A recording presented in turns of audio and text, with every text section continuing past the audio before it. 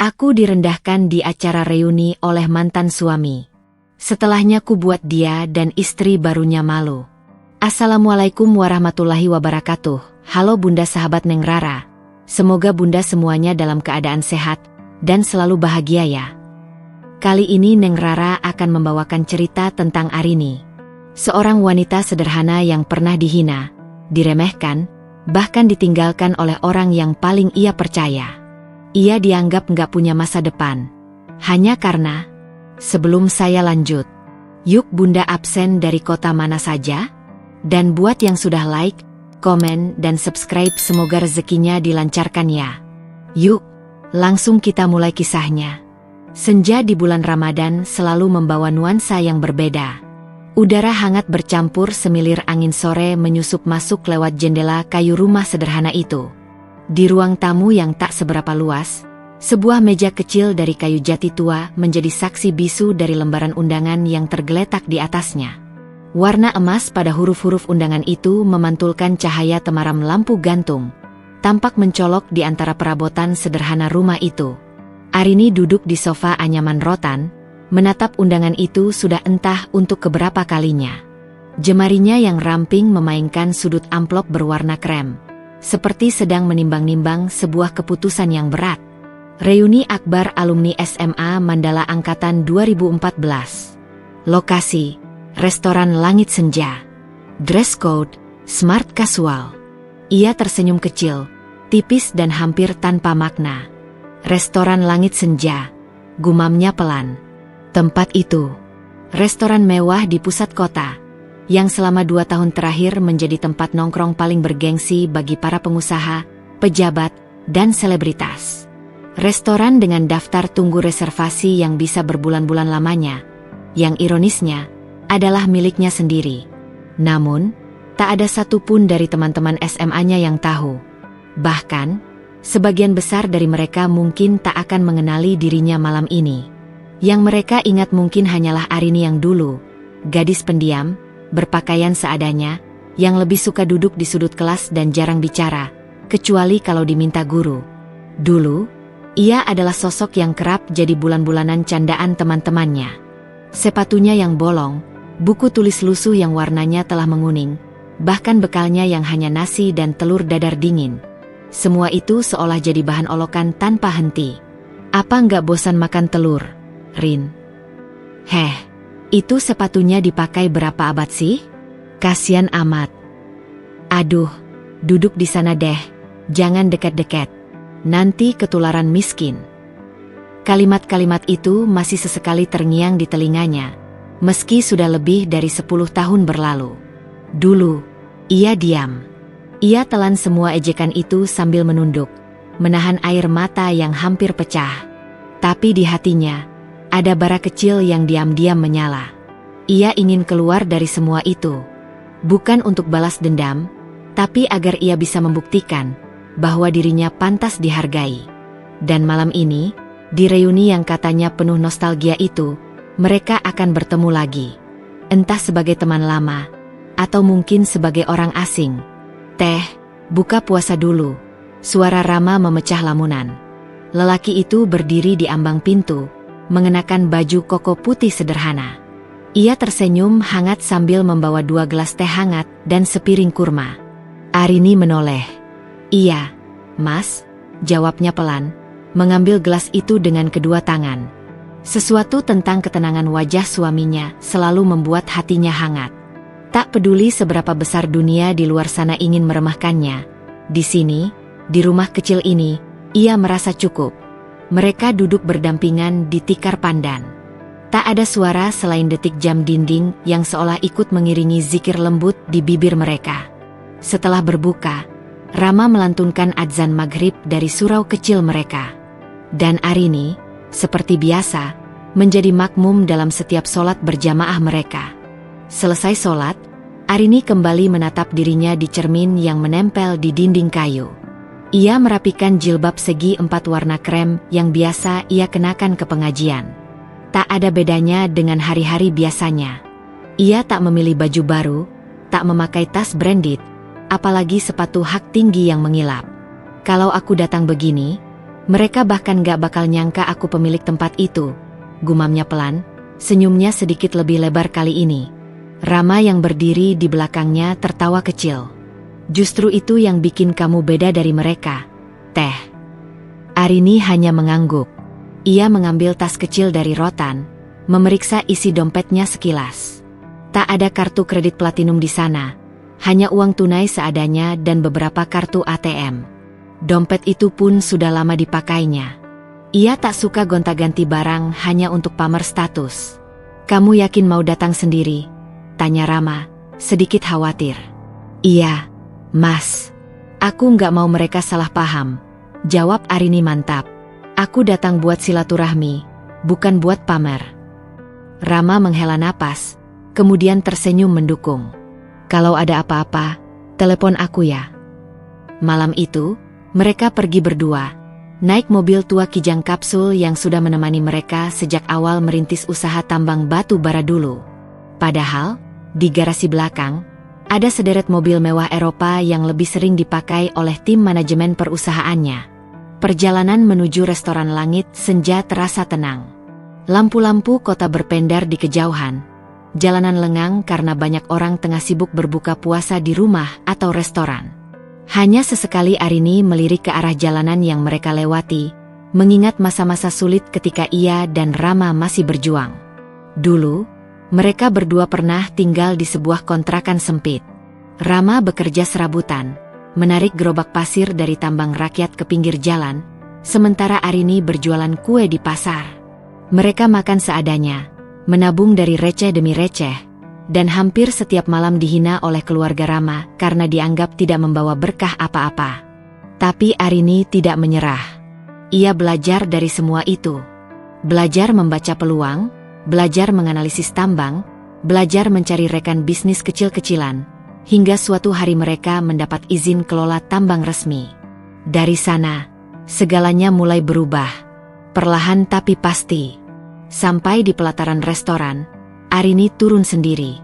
Rama menunggu di mobil, hanya memberikan anggukan tenang sebagai penyemangat. Di lobi restoran, seorang pelayan muda membungkuk sopan. Selamat datang di Langit Senja, Ibu, sapa pelayan itu dengan suara lembut, tanpa mengenali siapa Arini sebenarnya. Arini membalas dengan anggukan, melangkah masuk ke dalam restoran yang ia desain sendiri, dengan balkon kaca yang menyajikan pemandangan lampu kota. Semua kursi hampir penuh. Tawa para alumni menggema. Suara mereka bercampur dengan lantunan musik jazz yang mengalun pelan. Beberapa kepala menoleh. Sejenak, tatapan-tatapan mereka memeriksa dari ujung kepala hingga kaki. Ada yang berbisik pelan. Itu siapa ya? Bukan Arini. Arini siapa? Yang anak tukang beca itu. Arini mendengar semuanya. Tapi ia tetap tersenyum. Ia melangkah mendekat ke meja tempat nama dirinya tertulis di kartu kecil. Di situ, beberapa teman lamanya duduk. Salah satunya, Lita, mantan ketua geng cewek populer di sekolah, melongo sebentar, sebelum kemudian memasang senyum basa-basi. Arini, kamu dateng juga. Lita berdiri setengah hati, matanya masih menilai penampilan Arini yang sederhana. Iya, jawab Arini singkat, menarik kursi dan duduk tanpa banyak bicara. Dan dari sinilah semuanya dimulai. Malam itu, bukan hanya sekadar reuni. Ini adalah malam di mana kisah Arini, gadis yang dulu dihina karena miskin, perlahan membuka tabir tentang siapa dirinya sekarang. Tapi bukan dengan kemewahan, melainkan dengan ketulusan yang selalu ia bawa sejak dulu. Langkah Arini terasa ringan. Namun setiap hentakannya di lantai marmer restoran itu seperti membawa beban bertonton. Udara di Langit Senja wangi dengan aroma kayu manis dan vanila. Aroma yang dulu ia pilih sendiri karena katanya bisa menenangkan pikiran. Tapi malam itu, wangi itu justru membuat dadanya sesak.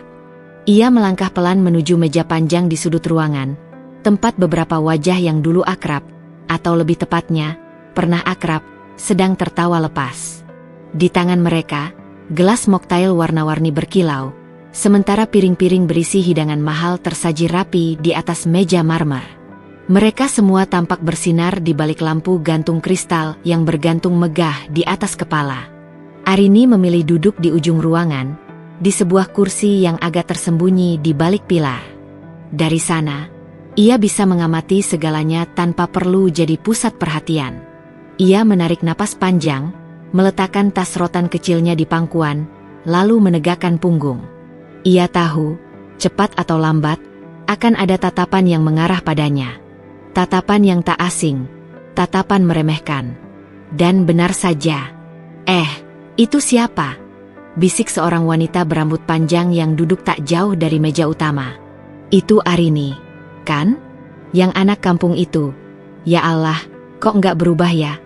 Sahut yang lain, dengan tawa pelan menahan geli. Arini pura-pura tidak dengar. Ia tersenyum sopan pada pelayan yang membawakan air putih ke mejanya. Terima kasih, ucapnya pelan. Lalu, suasana ruangan yang sudah agak ramai itu mendadak riuh oleh kedatangan seseorang.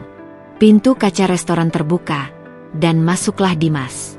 Tubuh jangkung itu masih sama seperti dulu, tegap dan penuh percaya diri. Wajahnya bersih, rambutnya klimis, jas mahal membalut tubuhnya rapi.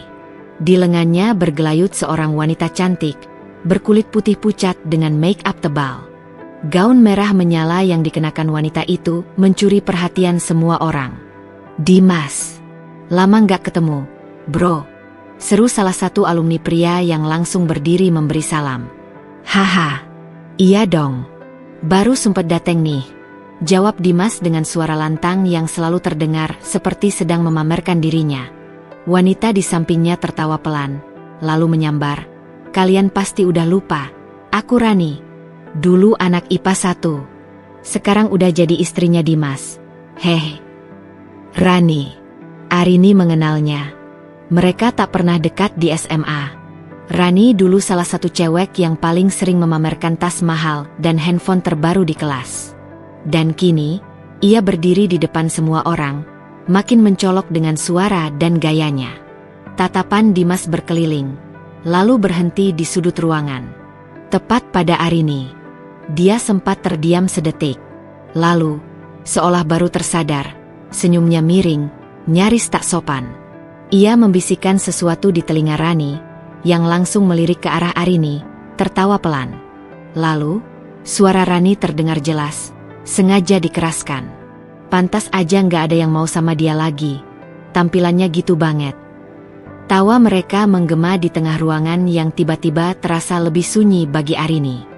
Arini menunduk sejenak, menghela napas dalam-dalam. Tangannya mengeratkan genggaman pada tas rotan kecil di pangkuannya. Ada gemuruh di dadanya, rasa sakit lama yang seolah diiris kembali dengan pisau tumpul. Tapi matanya tetap tenang. Ia sudah lama belajar untuk tidak menunjukkan apapun. Seorang pelayan menghampirinya lagi.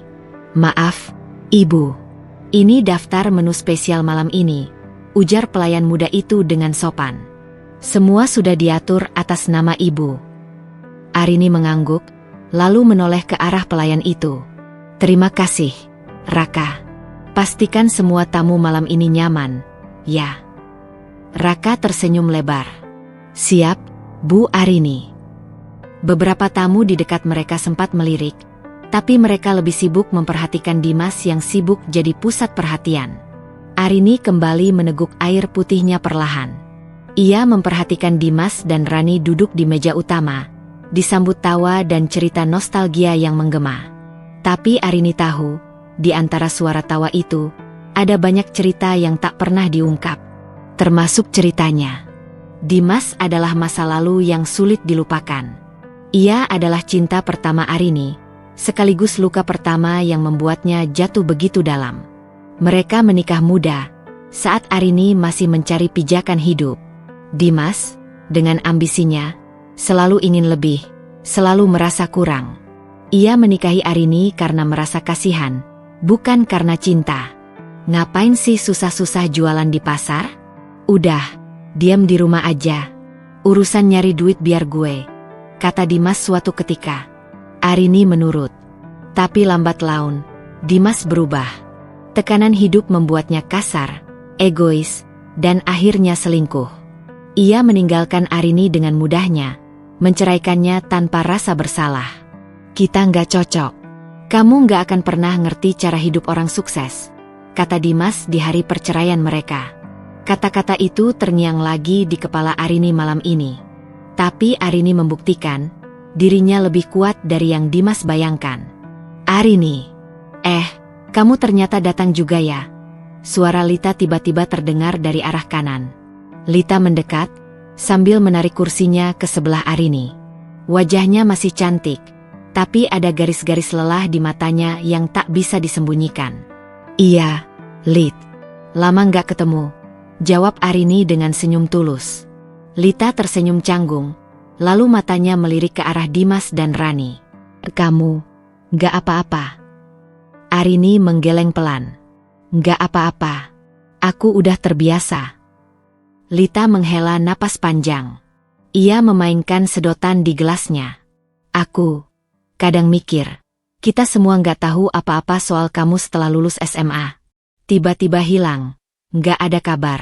Sekarang tahu-tahu datang, diam di pojokan kayak gini. Arini tersenyum lagi. Aku cuma sibuk ngebangun hidup. Lita menatap Arini lebih dalam kali ini. Kamu kerja apa sekarang, Rin? Kok sendirian aja? Suami mana? Arini mengangkat alis, tidak tersinggung. Aku nggak bawa siapa-siapa. Suamiku di rumah. Nggak suka keramaian. Suami? Oh, Lita tampak terkejut, lalu cepat-cepat menutup mulut. Aku kira kamu masih sendiri setelah cerai dari Dimas. Arini terkekeh pelan, suaranya datar namun mantap. Enggak, Lit, aku udah nikah lagi. Udah lama. Lita manggut-manggut, lalu matanya melirik ke arah pelayan yang tampak mengangguk hormat pada Arini beberapa kali. Rin, ini restoran kamu, ya? Pertanyaan itu diucapkan setengah berbisik, seperti rahasia besar yang mendadak terbongkar. Arini tersenyum tipis, menatap Lita dengan tatapan yang tak biasa. Iya. Lita melongo, nyaris tersedak. Kamu, yang punya langit senja. Cuma kebetulan, Lit, jawab Arini tenang. Aku dan suami yang rintis dari nol. Seketika, Lita terdiam. Ia melirik sekeliling, melihat teman-teman yang masih sibuk bercanda dengan Dimas dan Rani. Ada sesuatu yang berubah di wajahnya. Campuran kagum dan rasa bersalah yang samar-samar. Arini menatap ke arah meja utama. Matanya bertemu dengan Dimas, yang dari kejauhan tampak memperhatikan mereka. Ada sorot aneh di mata Dimas, seolah menyadari sesuatu.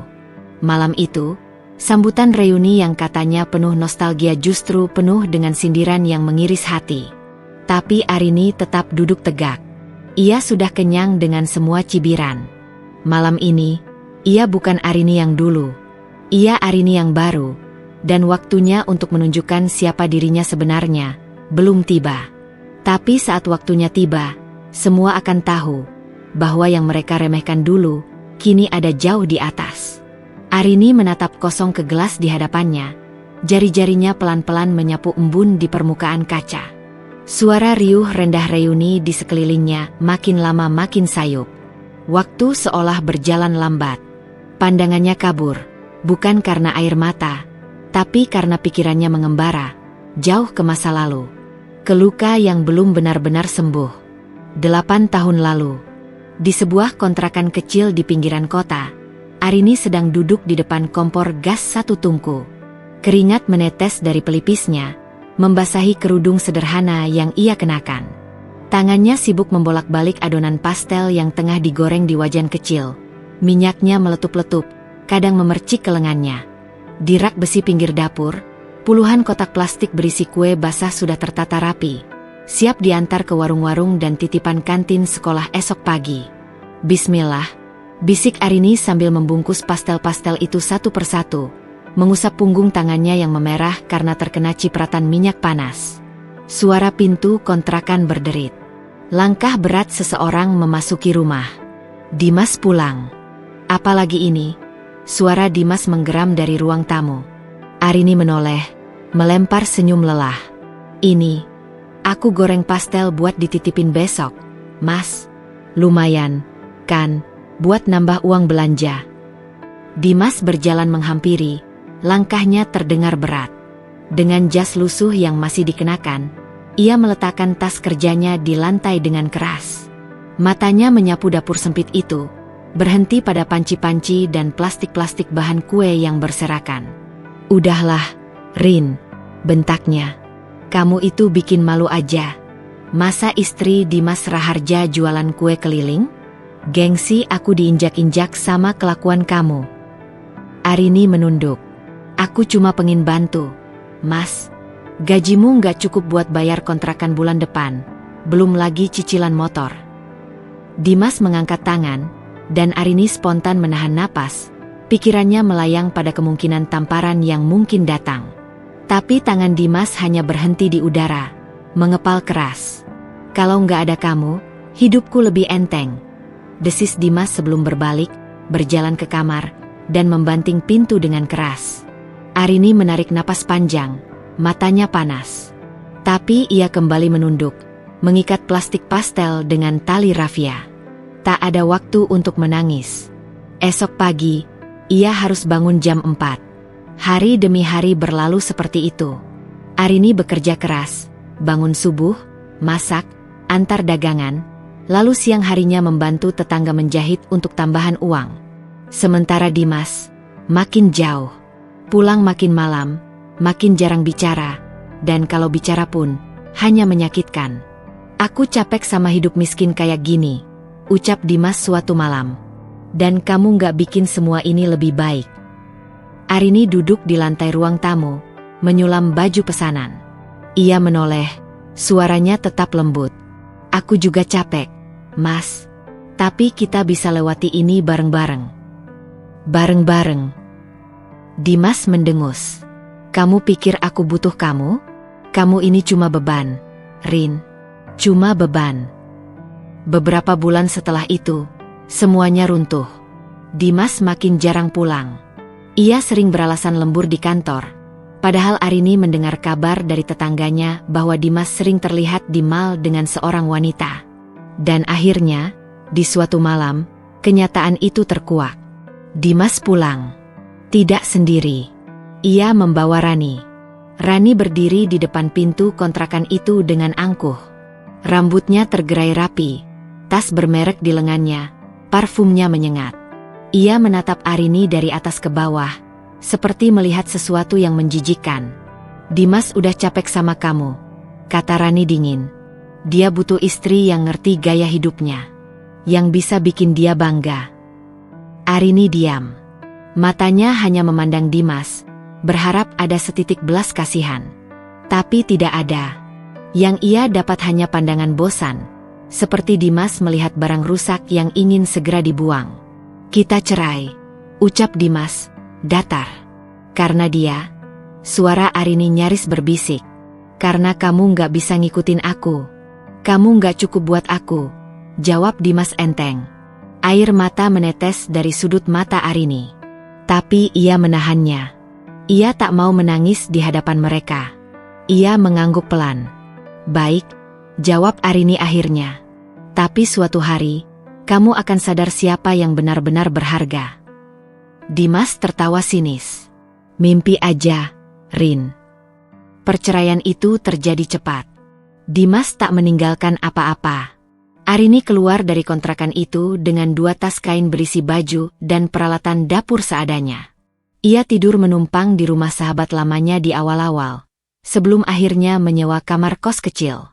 Di kamar itu, Arini duduk menatap langit-langit retak, memegang sebuah buku catatan kosong. Ia menuliskan semua resep kue yang ia tahu. Ia mulai mencatat siapa saja yang bisa jadi pelanggan. Dan dari situlah semuanya bermula. Dengan uang pesangon cerai seadanya, ia membeli tepung, gula, dan minyak. Dapur mungil di kos menjadi saksi perjalanan Arini membangun kembali hidupnya. Kembali ke masa kini. Arini mengusap pelan cincin di jari manisnya. Cincin itu sederhana, emas putih polos. Tapi baginya, jauh lebih bermakna daripada apapun yang pernah ia miliki sebelumnya. Itu pemberian suami barunya. Seorang lelaki yang menghargainya, bukan karena siapa dirinya di masa lalu, tapi karena siapa dirinya saat ini. Bu Arini, suara Raka, sang pelayan, membuyarkan lamunannya. Semua tamu sudah menempati meja masing-masing. Apa mau mulai acara sambutan? Arini mengangguk, bibirnya melengkungkan senyum. Ya, kita mulai. Ia berdiri, membetulkan gamisnya yang sederhana tapi bersih dan rapi. Pandangannya menyapu ruangan. Di sana ada Dimas, ada Rani, ada teman-teman lama yang pernah menganggapnya remeh. Tapi kini, semuanya berbeda. Karena dari luka yang dalam itu, Arini lahir kembali. Lebih kuat, lebih bijak, dan lebih tak tergoyahkan. Arini melangkah pelan menuju dapur utama restoran Langit Senja. Meski lampu temaram, ia bisa merasakan wangi khas yang selalu menenangkan hatinya. Aroma tumisan bawang putih yang samar, berpadu harum kaldu ayam yang sedang mendidih di panci besar. Ia berhenti di ambang pintu dapur, menarik napas panjang.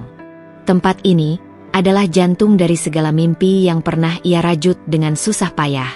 Tangannya menyentuh meja stainless steel, mengingatkannya pada meja kayu reot tempat ia pertama kali mengaduk adonan bolu kukus di dapur kos-kosan kecil bertahun-tahun lalu. 5 tahun lalu. Pagi itu hujan turun gerimis, membasahi halaman sempit kos Arini. Ia tengah memindahkan loyang berisi risoles ke dalam dus, sementara tangannya yang satunya lagi sibuk menjawab telepon. Iya, Bu Tuti, risolesnya udah jadi. Nanti saya antar jam 11 ya, ucap Arini cepat, menahan ponsel di antara pipi dan bahu. Di meja kecil itu, anak tetangga kos yang sering ia panggil Dedek, duduk sambil mengipas-ngipas pastel goreng. Kak Rini, ini udah kecoklatan belum? Tanya Dedek polos. Arini tersenyum meski lelah. Coba sini, Kak Rini lihat. Wah, bagus banget. Pintar Dedek. Hujan makin deras, bocor atap dapur menetes di pojokan. Arini menyodorkan baskom plastik untuk menadah air hujan, lalu kembali sibuk dengan pekerjaannya. Ia tak punya uang banyak, hanya cukup untuk bahan makanan yang ia sulap menjadi camilan lezat. Setiap pagi ia bangun pukul 3, menyiapkan kue-kue pesanan sambil mendengar suara adzan subuh yang menggema dari masjid dekat kos. Ia tak pernah mengeluh, meski kadang punggungnya pegal karena terlalu lama duduk mengaduk adonan. Satu demi satu pelanggan mulai percaya padanya. Bu Tuti, Ibu Lurah, sampai Pak Hendra dari Koperasi Bank. Mereka bilang, kalau pesan di Bu Arini, makanannya enak dan bersih. Sampai pada suatu sore, ponselnya bergetar. Nomor asing. Awalnya Arini ragu mengangkat, tapi ia tetap menjawab. Selamat sore, dengan Ibu Arini? Saya Reno, dari Satria Investama. Arini terdiam sejenak. Nama itu asing, tapi suara di seberang terdengar serius. Saya mencoba beberapa produk catering rumahan di kota ini untuk acara gathering kantor kami minggu lalu. Dan catering Ibu Arini luar biasa, lanjut Reno. Oh, alhamdulillah. Terima kasih, Pak, jawab Arini hati-hati, masih tak percaya. Saya ingin bertemu Ibu langsung. Ada hal yang ingin saya diskusikan. Jika Ibu berkenan. Beberapa hari setelahnya, mereka bertemu di sebuah kafe kecil. Reno adalah pria parubaya dengan sikap ramah tapi tegas. Ia mendengarkan Arini bercerita panjang lebar tentang bagaimana ia memulai usaha dari dapur kontrakan, dengan peralatan seadanya dan semangat pantang menyerah. Saya nggak punya modal besar, Pak Reno. Saya juga nggak sekolah bisnis. Saya cuma masak dari hati, kata Arini jujur, menunduk. Reno tersenyum kecil. Justru itu yang membuat saya yakin, Bu Arini. Anda masak dengan hati. Saya ingin investasi untuk usaha Anda. Tapi bukan sekadar catering rumahan. Saya melihat potensi restoran kelas atas dengan cita rasa rumahan. Mau coba? Arini tertegun. Matanya berkaca-kaca. Saya nggak yakin, Pak. Apa saya bisa? Reno mengangguk mantap. Bisa. Karena Anda tahu rasa perjuangan. dan restoran yang besar, butuh rasa itu. 6 bulan kemudian, restoran Langit Senja berdiri. Awalnya hanya dengan 5 meja, dapur sempit, dan 2 orang karyawan, Arini serta seorang juru masak muda bernama Fikri. Ia bekerja keras setiap hari, memastikan semua rasa tetap konsisten, kebersihan terjaga, dan pelayanan penuh kehangatan. Ia menyapa tamu sendiri, mencatat pesanan sendiri, bahkan sesekali membantu di dapur. Suatu malam, pelanggan pertamanya, Bu Tuti, datang bersama keluarganya.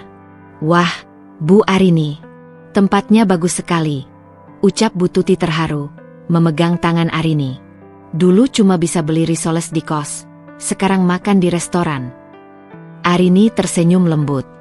"Dulu ibu yang pertama kali percaya sama saya. Kalau bukan karena ibu, mungkin saya nggak akan sampai sini." Seiring waktu, Langit Senja berkembang. Arsitekturnya elegan, nuansa kayu hangat, lampu gantung yang temaram, dan jendela besar yang menghadap pemandangan kota saat senja. Pelanggannya bukan lagi ibu-ibu komplek, tapi pebisnis, pejabat, bahkan selebriti lokal.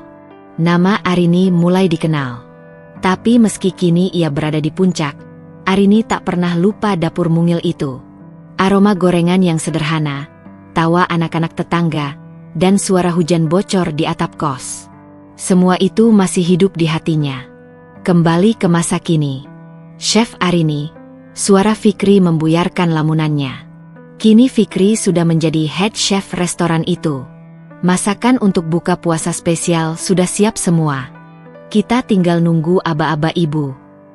Arini tersenyum. "Bagus. Pastikan platingnya sempurna. Ya, ini tamu spesial." Fikri mengangguk dan kembali bekerja. Arini menatap panci-panci besar di dapur. Harumnya sama seperti dulu. Hangat. Menguatkan. Saat melangkah keluar dari dapur, Arini melirik sekilas ke arah ruang makan. Dimas dan Rani masih di sana, tertawa-tawa dengan teman-temannya.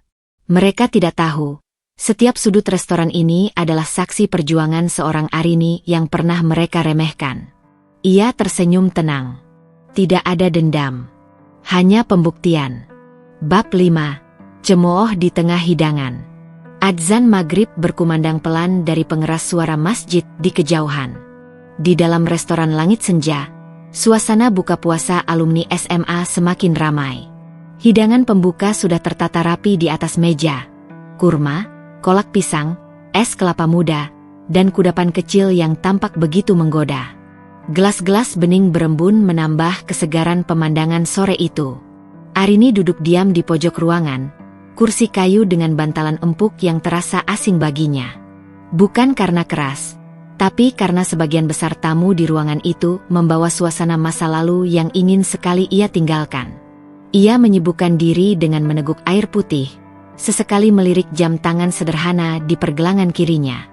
Pikirannya sibuk menata hati, hingga suara yang ia kenal dengan baik, kini terdengar bagai duri, menyapanya.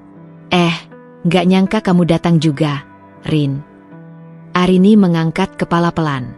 Dimas berdiri di depannya, tangan di saku celana, dengan senyum yang sama seperti dulu. Tapi di balik senyum itu, ada nada mengejek yang jelas terasa menusuk. "Sendirian aja, ya?" sambung Dimas dengan nada basa-basi yang hambar. Sebelum Arini sempat menjawab, Rani muncul dari balik punggung Dimas, melirik dari kepala hingga kaki Arini dengan tatapan meremehkan. "Kirain gak bakal dateng, Rin," kata Rani sambil melipat tangan di dada, alisnya terangkat sinis. "Kamu kan, ya gitu, mana cocok di tempat kayak gini." Dimas terkikik pelan, menyambung, "Iya, makan di sini mahal loh. Kamu sanggup, Rin." Kali ini suaranya jelas lebih keras, cukup untuk membuat beberapa kepala di meja sebelah melirik ke arah mereka. Arini diam sejenak. Ia menatap keduanya tanpa ekspresi, hanya angin lembut di wajahnya yang menunjukkan ia masih manusia, masih merasa. Tapi mulutnya tetap terkunci rapat. Ia tak berniat menjelaskan apapun. Hatinya sudah lebih kuat dari itu. "Jangan-jangan kamu cuma numpang acara reuni ini buat makan gratis, ya?" bisik Rani sambil tersenyum mengejek, tapi cukup keras untuk Arini dengar. Dimas tertawa kecil, berpura-pura menutupi mulutnya. Rin, kalau kamu gak sanggup bayar, bilang aja. Siapa tahu kita kasihan. Suaranya meninggi di akhir kalimat, seakan ingin seluruh ruangan mendengarnya. Beberapa orang memang mulai melirik, meski mencoba pura-pura tidak mendengar. Namun, tak sedikit pula yang tersenyum geli, seolah ikut menikmati pemandangan seseorang sedang dipermalukan. Arini masih tetap diam. Ia menghela napas pelan, menatap cangkir teh yang kini mulai kehilangan panasnya. Tangan kirinya meremas pelan kain gamis di pangkuannya, menahan diri untuk tidak merespons secara emosional. "Kamu masih sendiri, kan?" tanya Dimas lagi. Kini suaranya menurun sedikit, tapi nadanya tetap merendahkan. "Waktu itu sih aku ngertilah, siapa juga yang mau sama perempuan kayak kamu. Gak punya apa-apa, gak bisa dandan, hidup susah, ya kan?" Rani mengangguk sambil menyunggingkan senyum tipis, mengangguk-angguk seakan membenarkan kata-kata Dimas. "Iya, Mas, kayaknya orang kayak dia tuh, ya udah jalannya sendiri. Kalau enggak, siapa juga yang mau susah-susah hidup bareng sama dia?" Ada yang terbatuk pelan dari meja seberang, entah karena tersedak atau tak nyaman mendengar sindiran itu. Tapi Dimas dan Rani tidak peduli. Mereka larut dalam permainan kecil mereka, menari di atas rasa sakit orang lain, seperti biasa. Arini akhirnya mengangkat wajah. Ia menatap mereka berdua, tatapan yang datar, namun dalam. Tidak marah, tidak sedih, hanya kosong. Seperti seseorang yang telah lama selesai dengan luka-luka yang pernah dibuat oleh mereka. "Terima kasih sudah mengingatkanku," ucap Arini lembut. Suaranya nyaris tak terdengar, tapi justru karena itu, Dimas dan Rani diam mendengarnya. "Tentang siapa aku, dan siapa kalian?" Dimas mengerutkan kening. "Maksud kamu apa?" Arini hanya tersenyum, tanpa menjawab. Ia kembali menunduk, merapikan letak cangkir tehnya. Lalu berdiri pelan, tidak tergesa, dan berjalan ke arah meja buffet. Rani menoleh ke Dimas. "Itu, apa maksudnya, Mas?" Dimas menggeleng, bingung. Ada rasa tidak nyaman yang merayap pelan di dadanya, tapi ia buru-buru menepisnya. "Udahlah, paling juga cuma sok tegar." Rani mendengus. "Iya, lah, gak bakal jauh beda sama waktu kita ninggalin dia." Mereka tertawa pelan lagi. Tapi kali ini, tawa itu hampa, karena entah kenapa, punggung Arini yang berjalan pelan ke arah meja hidangan itu terasa berbeda. Sementara itu, Arini berdiri di depan buffet. Ia mengambil sepotong pastel dari baki yang disusun rapi. Matanya memandang pastel itu, mengingat bagaimana dulu ia membuat ratusan pastel setiap hari dengan tangan sendiri, di dapur kos yang pengap dan sempit. Kini pastel itu dibuat dengan resep yang sama, tapi disajikan di tempat mewah, untuk orang-orang yang dulu menertawakannya. Ia tersenyum kecil. "Belum waktunya." "Belum." Ia kembali ke mejanya, menikmati buka puasa dalam diam, sementara suara-suara cemoohan masih terngiang di telinganya. Tapi di hatinya, sudah ada ruang yang lebih luas untuk memaafkan, bukan untuk mereka, tapi untuk dirinya sendiri. Dan itu, lebih dari cukup. Langit mulai menggelap di luar jendela kaca restoran Langit Senja. Lampu gantung bergaya minimalis modern menerangi ruangan dengan cahaya kekuningan yang hangat. Meja-meja telah penuh dengan hidangan utama. Nasi kebuli, ayam bakar madu, gulai kambing, hingga dessert yang tertata manis. Acara buka puasa berlangsung hangat untuk sebagian besar orang. Mereka sibuk berbincang, saling bertukar kabar dan nostalgia. Namun, bagi Arini, suasananya tetap sama, sunyi di dalam keramaian. Ia sedang menikmati suapan kecil nasi kebuli ketika ponselnya bergetar pelan di atas meja. "Raka, manajer Langit Senja." Arini menghela napas pelan sebelum menjawab. "Halo, Kak Raka." "Ibu, maaf mengganggu." Panitia reuni sedikit kebingungan soal alokasi pembayaran konsumsi dan pesanan tambahan di luar paket awal. Ada beberapa tamu yang minta menu khusus juga. Bisa ibu bantu sebentar ke belakang? Arini terdiam sejenak. Lalu ia menatap sekeliling, memastikan tidak ada yang terlalu memperhatikan. Baik, saya ke sana sekarang. Ia menutup telepon dan berdiri dari kursinya. Namun, sebelum sempat melangkah, suara sinis yang sudah ia kenal baik kembali memanggil dari arah meja seberang. Mau kemana, Rin? Suara Dimas melengking pelan, tapi cukup jelas untuk menarik perhatian orang di sekitarnya. Arini menoleh sekilas. Tetap tenang. Ada yang harus saya urus. Oh, jadi waiter sekarang. Dimas mengangkat alis, nadanya merendahkan dengan senyum menyebalkan yang seolah ingin dipamerkan pada semua orang. Kasian amat, jadi panitia suruhan kayak gitu. Udah nggak ada kerjaan, ya?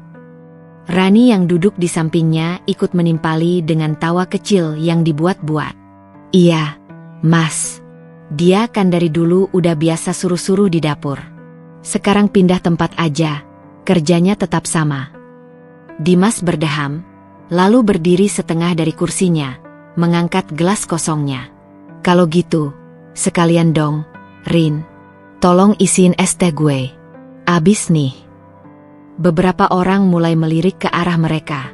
Ada yang tersenyum kecut, ada yang berbisik pelan sambil pura-pura menunduk ke piring. Tapi tidak ada yang benar-benar mencegah Dimas atau Rani. Arini hanya memandangi mereka sejenak. Ada rasa pedih di sudut hatinya, bukan karena ejekan itu, tapi karena orang yang dulu ia cintai ternyata begitu mudahnya merendahkan. Namun, wajahnya tetap tenang. Ia menunduk sedikit. Nanti ada staf yang akan melayani, Mas. Loh, bukannya kamu juga staf? Dimas terkekeh. Dasar. Rani menyikut lengan Dimas sambil menggeleng-geleng, tapi wajahnya menunjukkan rasa puas. Udahlah, Mas. Kasian. Biarin aja dia sok sibuk. Arini tidak membalas. Ia hanya melangkah pelan, melewati meja mereka tanpa satu kata pun, hanya meninggalkan jejak wangi parfum melati yang samar-samar. Ia menuju area dapur, diikuti tatapan sinis dan bisikan dari beberapa orang. Di dapur, suasana berbeda. Para staf menyapa Arini dengan hormat. Selamat malam, Bu Arini, kata salah satu koki yang sedang mengecek plating hidangan. Semua aman, Bu. Arini mengangguk. Ia berdiri di balik kitchen counter, mendengarkan penjelasan Raka tentang transaksi tamu yang bermasalah. Panitia minta konfirmasi lagi soal tambahan paket konsumsi untuk 10 orang, kata Raka sambil menunjukkan tablet yang menampilkan rincian menu. Saya sudah siapkan approvalnya, tapi sesuai arahan Ibu, panitia tetap handle pembayaran di luar paket, kan? Arini memeriksa sekilas, lalu mengangguk pelan. Iya, biarkan mereka tetap jalankan sesuai rundown. Saya hanya ingin memastikan semua berjalan lancar. Raka mengangguk. Siap, Bu. Arini menarik napas dalam, lalu tersenyum tipis. Terima kasih, Raka. Sesaat, Arini berdiri diam di dapur, mendengarkan suara riuh para staf. Aroma rempah dan minyak wijen memenuhi udara, mengingatkannya pada awal mula perjuangannya di dapur kontrakan yang sempit. Bedanya, sekarang ini adalah dapurnya. Tempat yang ia bangun dari keringat dan air mata.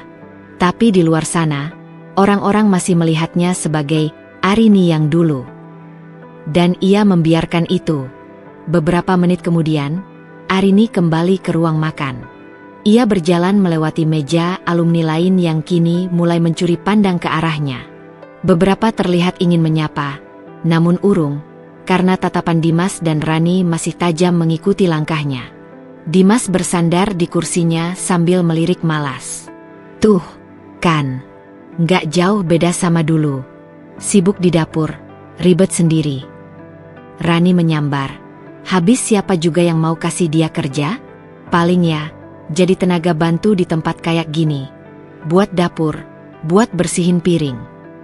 Arini mendengar jelas semua itu. Namun, ia tetap tenang. Ia kembali ke kursinya, mengambil sisa makanan di piring, dan menikmatinya perlahan. Setiap kunyahan seperti menguatkan dirinya, mengingatkannya bahwa ia tidak lagi seperti dulu, meski orang lain belum tahu. Ia melihat Dimas dan Rani dari sudut matanya, dua orang yang masih merasa di atas, padahal tidak pernah benar-benar tahu di mana posisi mereka. Dan malam itu, Arini hanya tersenyum pelan. Belum waktunya. Belum. Suasana reuni di restoran Langit Senja yang semula riuh, perlahan mulai mereda. Sebagian tamu sudah mulai beranjak dari meja makan, mengobrol santai di lounge, atau sekadar menikmati live music akustik yang dimainkan seorang penyanyi di sudut ruangan. Arini masih duduk di tempatnya. Ia terlihat tenang, seperti biasa, meski beberapa pasang mata tak lagi bisa menyembunyikan rasa penasaran. Sebagian teman lama mulai membicarakannya di belakang tangan, bisik-bisik yang semakin sulit diredam. Dimas masih bersandar di kursinya, satu tangan melingkari bahu Rani. Mulutnya sibuk mengunyah dessert, sementara matanya sesekali melirik ke arah Arini. Ia tampak puas, merasa berhasil menekan perempuan yang pernah jadi istrinya itu ke posisi serendah-rendahnya. Namun, situasi berubah cepat. Dari arah dapur, Raka, manajer restoran Langit Senja, datang melangkah cepat, membawa tablet di tangannya. Ia berjalan dengan ekspresi serius, kemudian berhenti tepat di samping meja Arini. Semua mata perlahan menoleh. Dimas dan Rani memperhatikan dengan tatapan heran. "Permisi, Bu Arini," ucap Raka dengan nada sopan namun jelas terdengar oleh banyak orang di ruangan itu. "Ini laporan lengkap untuk acara reuni malam ini. Data konsumsi, pembayaran, juga request tambahan dari panitia. Mau dicek sekarang." Suasana yang tadinya riuh, mendadak hening. Beberapa gelas berhenti di udara. Ada suara sendok jatuh ke piring, nyaring di keheningan yang tiba-tiba itu. Arini perlahan menoleh pada Raka. Ia mengangguk ringan, lalu menerima tablet itu dengan tangan tenang. Matanya menelusuri data di layar tanpa terburu-buru. Di meja seberang, Dimas membeku. Wajahnya kaku, bibirnya separuh terbuka tanpa suara. Rani yang duduk di sebelahnya, perlahan menegakkan punggung, bola matanya membesar penuh ketidakpercayaan. "Apaan sih ini?" gumam Dimas lirih, tapi tak mampu mengalihkan pandangannya dari pemandangan di depan. Arini akhirnya bicara, suaranya datar namun tegas. "Terima kasih, Raka. Pastikan semua staf dapat tambahan tips malam ini. Mereka sudah bekerja keras." "Siap, Bu," sahut Raka, membungkukkan badan singkat dengan hormat, sebelum melangkah pergi. Bisik-bisik mulai mengalir di sekeliling ruangan. "Bu Arini. Dia, bosnya Langit Senja." "Seriusan? Bukannya tadi?" Beberapa tamu mulai bertukar pandang, saling memastikan apa yang barusan mereka saksikan. Wajah-wajah yang tadinya mengabaikan Arini, kini tampak kikuk, bahkan ada yang buru-buru merapikan duduknya. Dimas menelan ludah. Ia mencondongkan tubuh ke depan, mencoba memahami apa yang terjadi. "Arini, itu maksudnya apaan?" Suaranya serak. Arini menatapnya. Mata yang dulu penuh kesedihan, kini hanya ada ketenangan. "Aku pikir, kamu cukup pintar untuk mengerti sendiri." Rani menepuk lengan Dimas dengan panik. "Mas, dia pemilik tempat ini." Arini menghela napas pelan, lalu meletakkan tablet di atas meja dengan hati-hati. "Aku pemilik Langit Senja," ucapnya tegas, namun tidak ada nada sombong di sana. Hanya kejujuran yang selama ini ia simpan rapi. Ruangan benar-benar senyap. Semua orang kini memandang Arini, seakan baru benar-benar melihatnya untuk pertama kali malam itu. Dimas tersandar kembali, wajahnya pucat. Ia berusaha tersenyum kecut, tapi jelas kegugupan telah menguasainya. "Loh, ya, tapi..." Ia kehilangan kata-kata. Rani mencubit lengannya sendiri, seolah memastikan ini bukan mimpi buruk. "Jadi, waktu tadi kita..." "Mas, kita..." Arini menyisipkan senyum kecil. "Iya, kalian mengira aku cuma perempuan yang gak punya apa-apa.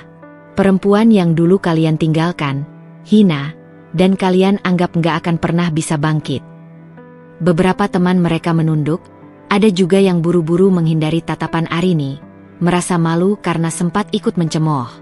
Dimas akhirnya menemukan suaranya kembali. "Kamu, kenapa nggak bilang dari tadi?" "Untuk apa?" balas Arini tenang. "Aku nggak butuh pengakuan dari kalian. Aku datang ke reuni ini buat menghormati kenangan masa lalu, bukan buat pamer." Rani membuka mulut, lalu menutupnya lagi. Tangannya meremas rok ketatnya, wajahnya merah padam.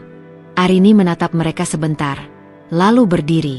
Suaranya terdengar jelas, meski ia bicara pelan. "Dulu aku memang perempuan yang kalian hina, yang kalian tinggalkan. Tapi sekarang, aku nggak butuh pembuktian apapun. Aku tahu siapa diriku." Ia melangkah pelan, berjalan melewati mereka, meninggalkan Dimas dan Rani yang masih terpaku. Beberapa tamu menunduk hormat saat Arini lewat, yang lain hanya bisa menatap dengan rasa bersalah yang tak bisa diucapkan. Sesampainya di pintu keluar, Raka sudah menunggunya. "Ibu mau pulang sekarang?" tanyanya. Arini mengangguk, lalu menatap restoran yang dibangunnya dengan susah payah. "Iya, malam ini sudah cukup." Sebelum melangkah keluar, ia sempat menoleh ke dalam. Pandangannya singgah sebentar pada Dimas, lelaki yang dulu pernah menjadi seluruh dunianya. Kini tidak lagi. Suasana di dalam restoran Langit Senja berubah 180 derajat. Yang semula dipenuhi gelak tawa basa-basi dan tatapan sinis, kini dipenuhi rasa kagum bercampur kikuk. Orang-orang yang tadi menghindari Arini, kini justru mencarinya dengan pandangan tak percaya. Arini duduk tenang di kursinya. Sisa dessert di piringnya sudah mencair, namun ia tak peduli. Ia hanya menatap kosong ke arah pintu kaca, menunggu waktu pulang. Namun, tiba-tiba suara langkah kaki cepat mendekat. "Arini, Bu Arini." Suara itu terdengar agak terburu-buru namun penuh semangat. Arini menoleh pelan. Sosok itu adalah Lina, salah satu teman lamanya di SMA dulu. Lina selalu terkenal ramah, walau terkadang mudah terbawa arus geng atas. Lina berdiri di depan Arini dengan wajah berbinar. Tangannya membawa mikrofon nirkabel. "Boleh bicara sebentar?" tanyanya sopan. Arini mengangguk, meski ia sebenarnya tidak ingin ada keributan lagi. Lina berdiri di tengah ruangan, lalu berbicara ke arah seluruh peserta reuni. "Teman-teman, aku rasa kita semua tadi sempat kaget, ya?" katanya, mencoba mencairkan suasana. Beberapa orang tertawa kaku, yang lain cuma diam. "Aku cuma mau ngasih tahu, mungkin gak semua dari kita sadar, siapa sebenarnya Arini yang hari ini hadir di acara reuni kita." Semua mata kembali tertuju pada Arini. Lina melanjutkan dengan suara lebih lantang. "Arini adalah pemilik jaringan restoran Langit Senja. Restoran ini punya cabang di beberapa kota besar di Indonesia. Bahkan tahun kemarin aku baca di artikel bisnis, mereka baru buka cabang di Singapura." Gumaman kaget terdengar di berbagai sudut ruangan. "Sumpah, aku baru tahu," bisik seseorang. "Makanya restoran ini keren banget ya, pantas. Aku kira dia, ya, hidupnya biasa aja.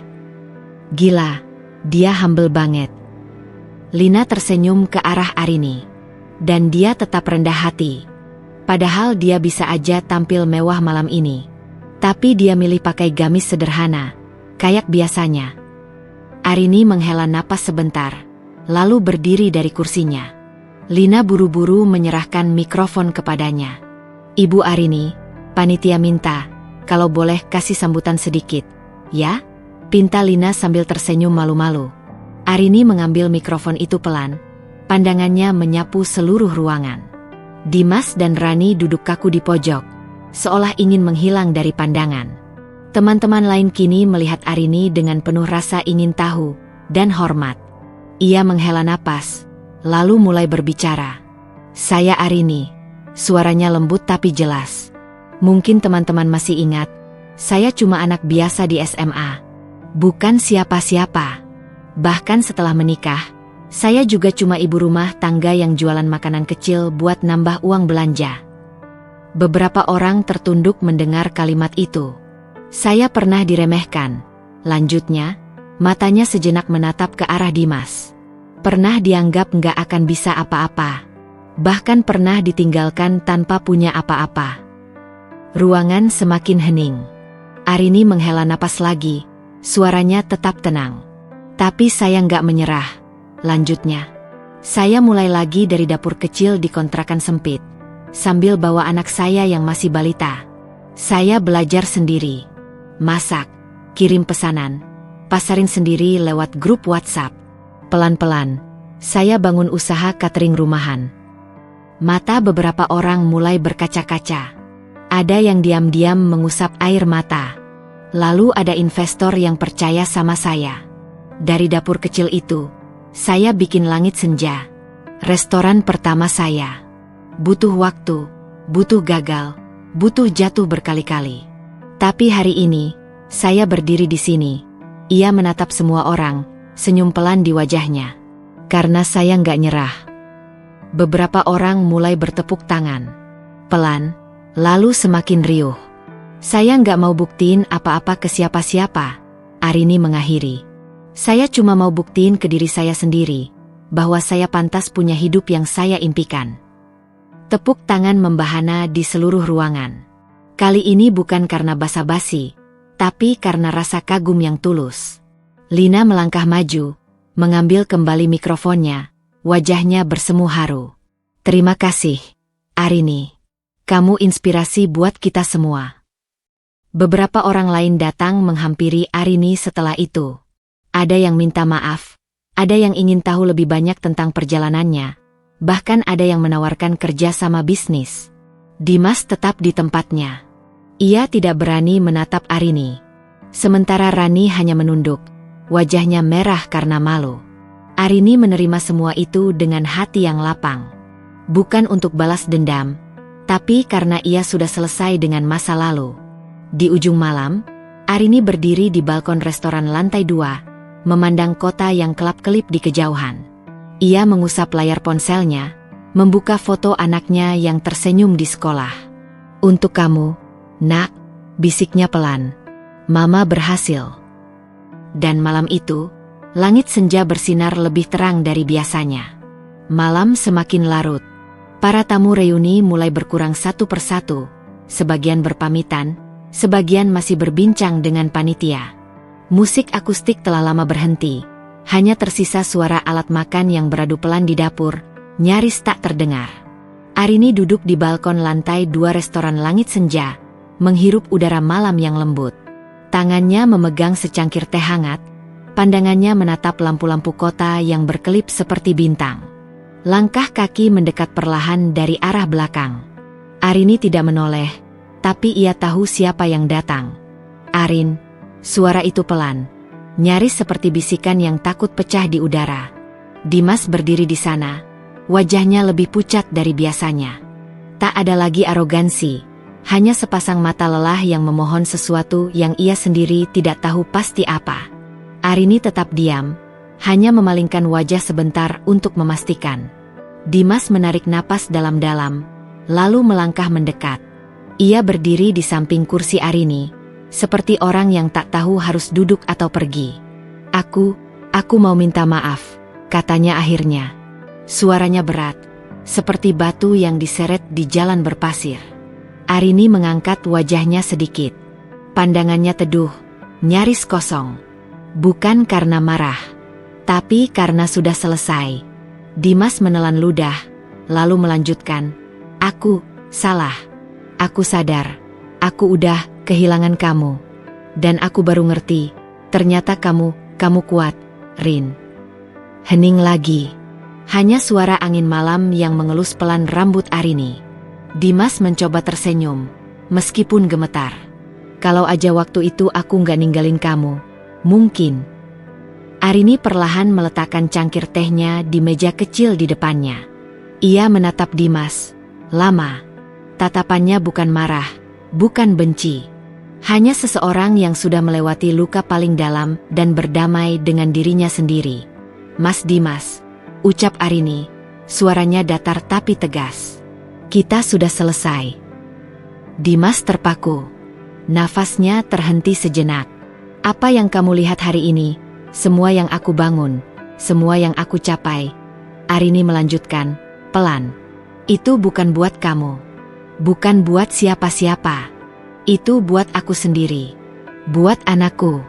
Buat hidupku yang baru. Dimas membuang napas, seperti kehilangan seluruh kekuatan di kakinya. Ia menunduk, kedua tangannya mengepal tanpa sadar. Arini berdiri. Ia merapikan jilbabnya pelan, lalu mengambil tas kecil di kursi.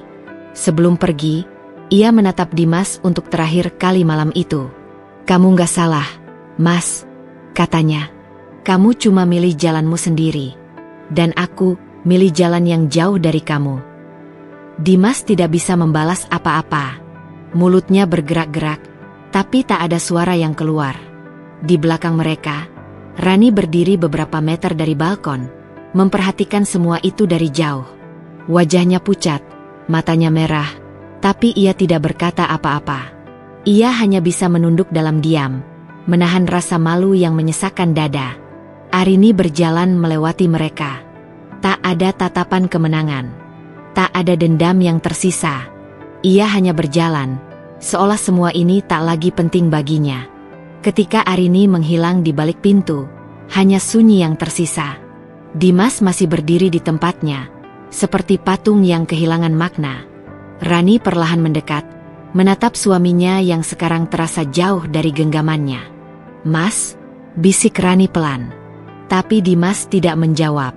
Ia hanya menatap lampu-lampu kota yang berkedip, berharap ada yang bisa menghapus rasa sesal yang makin dalam mencengkeram hatinya. Namun semuanya sudah terlambat. Acara reuni sudah lama usai. Satu persatu tamu pamit dengan raut muka yang jauh berbeda dari saat mereka datang.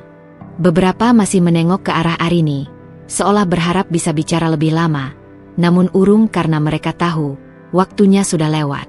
Langit senja mulai sepi. Lampu-lampu redup dinyalakan, memberikan kesan hangat di dalam ruangan.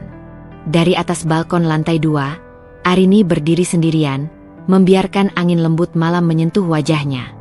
Di depan matanya, bentangan langit memamerkan senja yang nyaris sempurna. Awan-awan tipis mengular, memantulkan cahaya jingga dan keemasan. Pemandangan yang dulu hanya bisa ia impikan dari jendela kontrakan kecilnya, kini ia nikmati dari restoran miliknya sendiri. Ponselnya bergetar pelan di tangan. Sebuah notifikasi masuk. Email baru dari Daniel Wong, Future Taste Group. Subjek, Potential Business Collaboration Proposal. We are impressed with your concept and story, Miss Arini.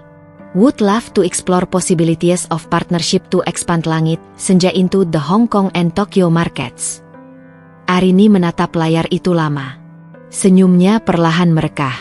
Dulu, saat semuanya gelap dan ia merasa sendiri, siapa sangka ada hari seperti ini? Ia kembali menyimpan ponselnya ke dalam tas kecil. Tangannya bertumpu di pagar balkon, matanya menatap jauh ke horizon. Lalu, pelan-pelan ia bicara, pada dirinya sendiri, pada kenangan yang masih tersimpan rapi di hati. Terima kasih ya, Rini masa lalu, bisiknya lembut, karena nggak nyerah. Ia menutup mata sesaat, membiarkan kenangan masa lalunya melintas. Dapur sempit dengan kompor satu tungku, suara anaknya menangis minta susu, tangannya yang lecet mengadon, dan tubuhnya yang letih mengantarkan pesanan. Semua itu adalah potongan perjuangan yang tak akan pernah ia lupakan. Kini, ia berdiri sebagai pemilik jaringan restoran Langit Senja. Sebagai seorang ibu yang membesarkan anaknya sendiri. Sebagai seorang wanita yang menemukan harga dirinya tanpa bergantung pada siapapun. Langkah kaki terdengar dari arah belakang. Lina menghampirinya sambil tersenyum. Arin, sapa Lina hangat. Kita nggak pernah nyangka ya, bakal ketemu lagi kayak gini. Arini tersenyum, menoleh ke sahabat lamanya itu. Nggak semua orang dikasih kesempatan kedua buat nunjukin siapa dia sebenarnya. Lina tertawa kecil. Aku bangga banget sama kamu. Dan aku yakin semua orang yang tadi di sini, pulang dengan pelajaran besar. Arini hanya mengangguk. Nggak apa-apa, mereka baru sadar sekarang. Yang penting, aku nggak berhenti waktu mereka ngetawain aku dulu. Mereka berdua terdiam sejenak, menikmati senja yang sebentar lagi berganti malam. Lina menepuk bahu Arini pelan. Ayo, aku antar pulang. Besok kan kamu ke Jakarta buat presentasi proyek baru. Arini tersenyum kecil. Iya, tapi sebentar lagi aja.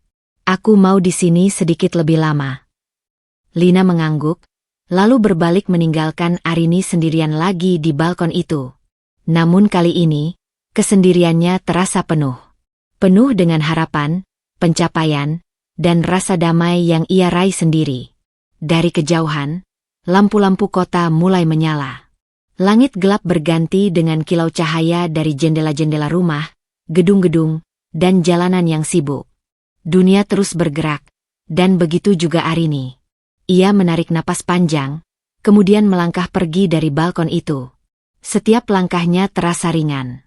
Ia bukan lagi wanita yang pernah dikasari dan dihina. Ia kini adalah wanita di balik nama besar, pemilik masa depan yang ia bangun dengan kedua tangannya sendiri. Dan di langit-langit senja, bintang pertama mulai tampak. Sebuah pertanda malam yang cerah.